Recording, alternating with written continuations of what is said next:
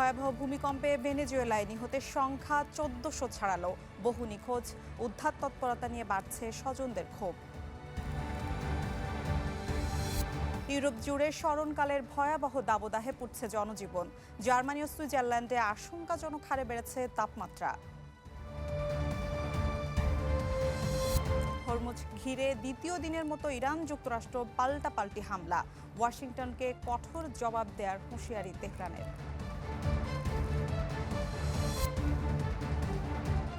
দর্শক আমন্ত্রণ world news টুডেতে, সাথে আছি আমি মিলা খন্দকার। ইউরোপ জুড়ে স্মরণকালের ভয়াবহ দাবদাহে পুড়ছে জনজীবন। ভেঙে চুরমার শত বছরের পুরনো তাপমাত্রার সব রেকর্ড। পশ্চিম ইউরোপে তাণ্ডব চালিয়ে এই প্রাণঘাতী তাপপ্রবাহ এখন ভয়াল রূপ নিয়ে ছড়িয়ে পড়ছে মহাদেশটির মধ্য ও পূর্ব দিকে। তীব্র গরমে ফ্রান্স, যুক্তরাজ্য সহ বিভিন্ন দেশে প্রতিনিয়ত হচ্ছে প্রাণহানি। বিভিন্ন হাসপাতালে বাড়ছে গরমজনিত রোগে আক্রান্ত রোগীর সংখ্যা। আবহাওয়ার এই ভয়াবহ রূপের জন্য ওমেগা ব্লক ও মানবসৃষ্ট জলবায়ু পরিবর্তনকে দায়ী করছেন পরিবেশবিদরা। ইউরোপ জুড়ে বইছে স্মরণকালের ভয়াবহ দাবদাহ। তীব্র গরমে জনজীবন বিপর্যস্ত হওয়ার পাশাপাশি ভেঙে যাচ্ছে শত বছরের পুরনো তাপমাত্রার সব রেকর্ড। পশ্চিম ইউরোপে তাণ্ডব চালিয়ে এই তাপপ্রবাহ এখন ছড়িয়ে পড়েছে মহাদেশটির মধ্য ও পূর্ব দিকে।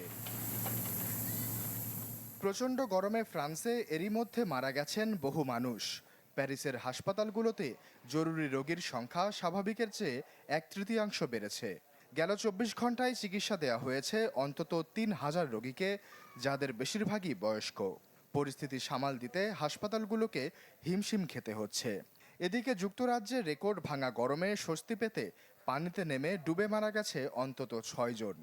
জার্মানির একটি নার্সিং হোমেও তীব্র গরমের কারণে বয়স্কদের সরিয়ে নিতে হয়েছে।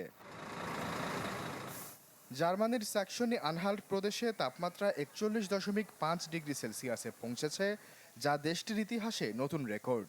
প্রচণ্ড গরমে দেশটির বিখ্যাত অটোবান মহাসড়কের পিচ গলে ফেটে যাওয়ায় যান চলাচল বন্ধ করে দেয়া হয়।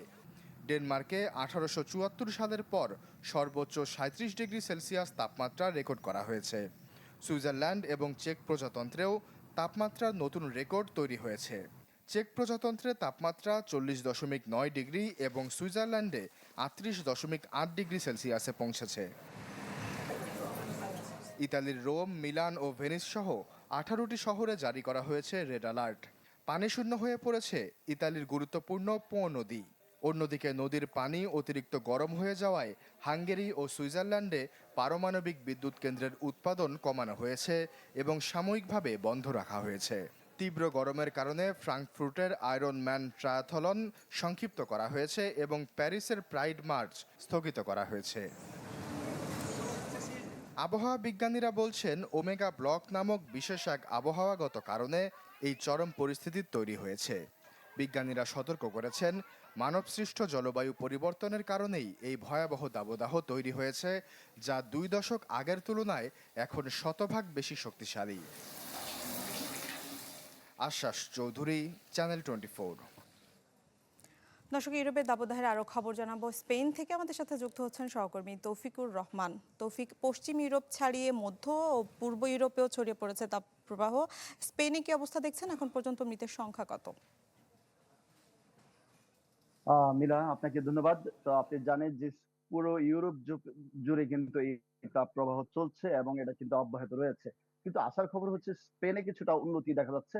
স্পেনে কিন্তু তাপমাত্রা কিছুটা কমে এসেছে। গত সপ্তাহে যেখানে ছিল প্রায় 40 ডিগ্রিরও বেশি তাপমাত্রা, কোথাও কোথাও আমরা দেখেছি যে 42 ডিগ্রি তাপমাত্রা পর্যন্ত পৌঁছেছিল, যে বিশেষ করে যে এক্সট্রেমাদুরা কিংবা বালেন্সিয়া শহরগুলোতে তাপমাত্রা অত্যাধিক ছিল, যেখানে গালিসিয়া শহরেও কিন্তু অনেক বেশি তাপমাত্রা ছিল।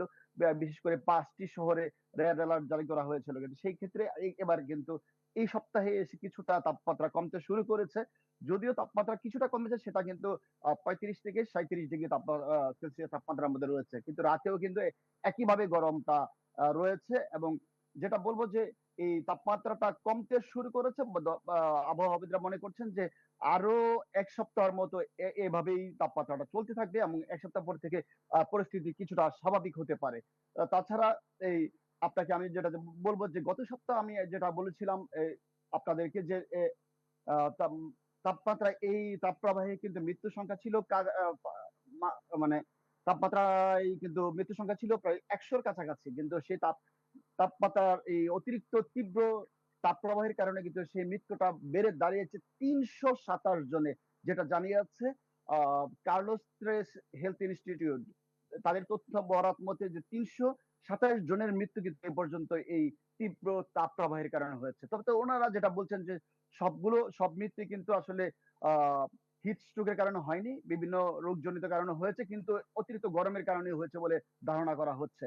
এবং আরো যে আশঙ্কার বিষয়টা রয়েছে যে এই এই তীব্র তাপপ্রবাহের কারণে অগ্নিকাণ্ডের যে ঘটনাটা ঘটে, যে আপনি জানেন যে এখানে আহ ফসলি জমি থেকে শুরু করে বনাঞ্চলে যে অগ্নিকাণ্ড ঘটে, এই অগ্নিকাণ্ড নির্বাপনে কিন্তু সরকার বিশেষ সতর্কতা জারি করেছে, এবং আহ দমকল দল এবং আগুন নির্বাপন দল এবং আহ বিমান, বিশেষ করে আপনার যাদের পর্যবেক্ষণ বিমান, এই বিশেষ বরাদ্দ দেওয়া হয়েছে এই বিশেষ আহ সমস্যা মোকাবেলা করার জন্য। এবং স্বাস্থ্য সংস্থার পক্ষ থেকে যে চিকিৎসার জন্য বিশেষ ব্যবস্থা গ্রহণ করা হয়েছে, বিশেষ করে যেমন হাসপাতালগুলোকে প্রস্তুত রাখা হয়েছে, এবং বিভিন্ন গণমাধ্যমগুলোতে আসলে প্রচারণা বাড়ানো হয়েছে, যাতে করে সাধারণ মানুষজন অতিরিক্ত পানি পান করেন, হালকা পোশাক পরেন, এবং যারা দীর্ঘমেয়াদী রোগে আক্রান্ত রয়েছেন তারা জি যেন। তৌফিক, ধন্যবাদ আপনাকে। স্পেন থেকে সহকর্মী তৌফিকুর রহমান আমাদের সাথে যুক্ত হয়েছিলেন। দ্বিতীয় দিনের মতো ইরানে হামলা চালিয়েছে যুক্তরাষ্ট্রের সামরিক বাহিনী। হরমুজ প্রণালীতে একটি তেলবাহী ট্যাঙ্কারে প্রজেক্টাইল আঘাত হানার পরপরই এই হামলা চালায় ওয়াশিংটন। কঠিন সমীকরণে দাঁড়িয়ে ইরান যুক্তরাষ্ট্র। সমঝোতা চুক্তির পরও শেষ হচ্ছে না সংঘাত। যুদ্ধবিরতির নাজুক পরিস্থিতির মধ্যেই দুই দেশের পাল্টাপাল্টি হামলায় মধ্যপ্রাচ্যে নতুন করে ছড়িয়ে পড়েছে উত্তেজনা। শনিবার থেকে শুরু হওয়া সংঘাতে ইরানের অন্তত 10টি সামরিক লক্ষ্যবস্তুতে আঘাত করেছে যুক্তরাষ্ট্র। হামলা হয়েছে ইরানের কেশম দ্বীপ, সিরিক ও বন্দর লেঙ্গে সহ বেশ কিছু এলাকায়। টার্গেট করা হয় ইরানের সামরিক নজরদারি অবকাঠামো, যোগাযোগ ব্যবস্থা, আকাশ প্রতিরক্ষা স্থাপনা, ড্রোন সংরক্ষণাগার সহ বেশ কিছু গুরুত্বপূর্ণ স্থাপনায়। মার্কিন সেন্ট্রাল কমান্ডের দাবি, ওয়ান ওয়ে ড্রোন ব্যবহার করে কিকু নামের একটি তেলবাহী জাহাজে হামলা চালিয়েছে ইরান। জাহাজটিতে 20 লাখের বেশি ব্যারেল অপরিশোধিত তেল ছিল। ইরানের বিরুদ্ধে যুদ্ধবিরতি চুক্তি লঙ্ঘনের অভিযোগ এনে ট্রাম্প জানান, এভাবে চলতে থাকলে এক পর্যায়ে যুক্তরাষ্ট্র আর সংযম দেখাতে পারবে না, সামরিক অভিযান চালাতে বাধ্য হবে। এদিকে পাল্টা হামলা হিসেবে বাহরাইন ও কুয়েতে অবস্থানরত মার্কিন সেনাদের স্থাপনায় হামলা চালিয়েছে ইরান। যুক্তরাষ্ট্র ফের হামলা চালালে কঠোর জবাব দেওয়ার হুঁশিয়ারিও দিয়েছে তেহরান। আগামী 30 দিন হরমুজ প্রণালী সম্পূর্ণরূপে ইরানের নিয়ন্ত্রণে থাকবে জানান দেশটির পররাষ্ট্রমন্ত্রী আব্বাস আরাকচি। ওয়াশিংটন নতুন করে কোনো হামলা চালালে আরও সংকটে পড়তে পারে এমন সতর্কবার্তাও দেন তিনি।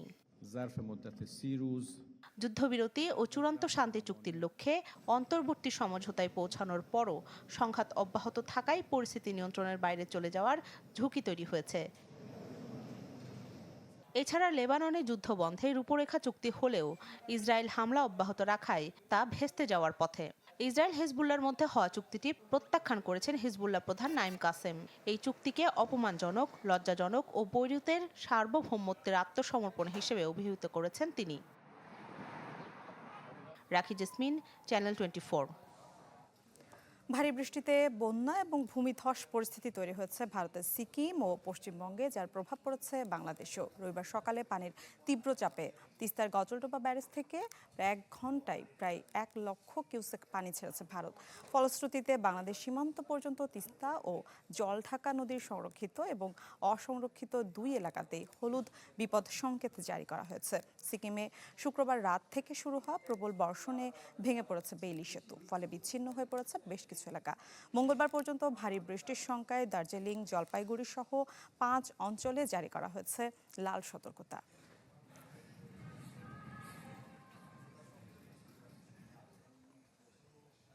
প্রায় 2 বছর বন্ধ থাকার পর বাংলাদেশিদের জন্য আবারও চালু হলো ভারতীয় ট্যুরিস্ট ভিসা।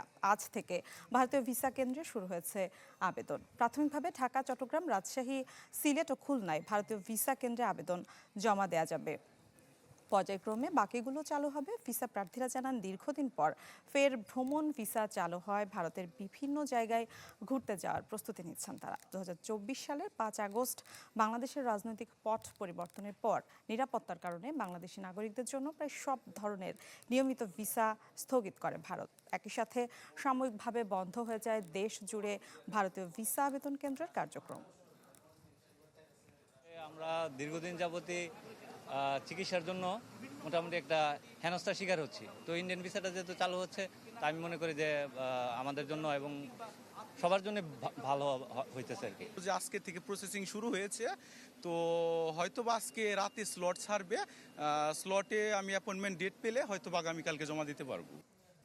দীর্ঘ 10 বছরের সংস্কার কাজ শেষ হলেও ব্রিটিশ রাজা তৃতীয় চার্লস আর ফিরছেন না বাকিংহাম প্যালেসে। প্রায় 2 শতাব্দীর ঐতিহ্যে বড় পরিবর্তনের এই সিদ্ধান্তের পাশাপাশি প্রথমবারের মতো প্রকাশ করা হয়েছে চার্লসের কর পরিশোধের তথ্য। 2024-25 অর্থ বছরে 1,29,00,000 পাউন্ড কর পরিশোধ করেছেন তিনি। আগামী বছর শেষ হচ্ছে প্রায় 1 দশক ধরে চলা বাকিংহাম প্যালেসের সংস্কার কাজ। তবে সংস্কার শেষ হলেও ঐতিহাসিক এই প্রাসাদে স্থায়ীভাবে বসবাস করবেন না ব্রিটিশ রাজা তৃতীয় চার্লস। রাজপ্রাসাদের ঘোষণা অনুযায়ী তিনি আগের মতোই লন্ডনের ক্লারেন্স হাউসে থাকবেন। ফলে 1837 সালে রানী ভিক্টোরিয়ার সময় থেকে ব্রিটিশ রাজার প্রধান বাসভবন হিসেবে ব্যবহৃত বাকিংহাম প্যালেসের প্রায় 2 শতাব্দীর ঐতিহ্যে নতুন অধ্যায়ের সূচনা হচ্ছে। চার্লস না থাকলেও বাকিংহাম প্যালেসের গুরুত্ব কমবে না বলছেন রাজপ্রাসাদের কর্মকর্তারা। আগের মতোই এটি ব্যবহৃত হবে রাষ্ট্রীয় সফর, রাজকীয় অনুষ্ঠান, অভিষেক, সংবর্ধনা সহ বিভিন্ন আনুষ্ঠানিক কার্যক্রমের প্রধান কেন্দ্র হিসেবে। আর ব্রিটিশ রাজার জন্য সংরক্ষিত থাকবে কিছু কক্ষ, যাতে প্রয়োজনে তিনি সেখানে অবস্থান করতে পারবেন। এদিকে রানী দ্বিতীয় এলিজাবেথের মৃত্যুর পর রাজপরিবারের ব্যয় ও অর্থনৈতিক বিষয় নিয়ে সমালোচনা বাড়তে থাকায় আরও স্বচ্ছতা নিশ্চিতের প্রতিশ্রুতি দিয়েছে রাজপ্রাসাদ। এর অংশ হিসেবে প্রথমবারের মতো প্রকাশ করা হয়েছে রাজা চার্লসের কর পরিশোধের তথ্য। 2024-25 অর্থ বছরে তিনি 1,29,00,000 পাউন্ড কর পরিশোধ করেছেন, যা রাজা তৃতীয় চার্লসকে যুক্তরাজ্যের সর্বোচ্চ করদাতাদের মধ্যে অন্যতম হিসেবে নতুনভাবে আলোচনায় এনেছে। প্রতি বছর প্রায় 7 লাখ দর্শনার্থী পরিদর্শন করতে আসেন ব্রিটিশ রাজপরিবারের এই ঐতিহ্যবাহী প্রাসাদ। ভবিষ্যতে সাধারণ মানুষের জন্য প্রাসাদে প্রবেশের সুযোগ আরও বাড়ানোর পরিকল্পনা রয়েছে রাজপরিবারের। রাখি জেসমিন, চ্যানেল 24।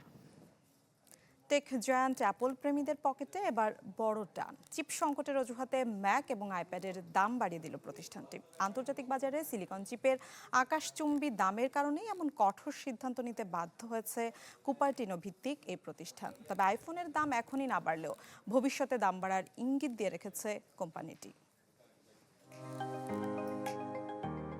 বিশ্বজুড়ে প্রযুক্তি পণ্যের বাজারে রীতিমতো অস্থিরতা তৈরি করেছে অ্যাপলের সাম্প্রতিক এই ঘোষণা।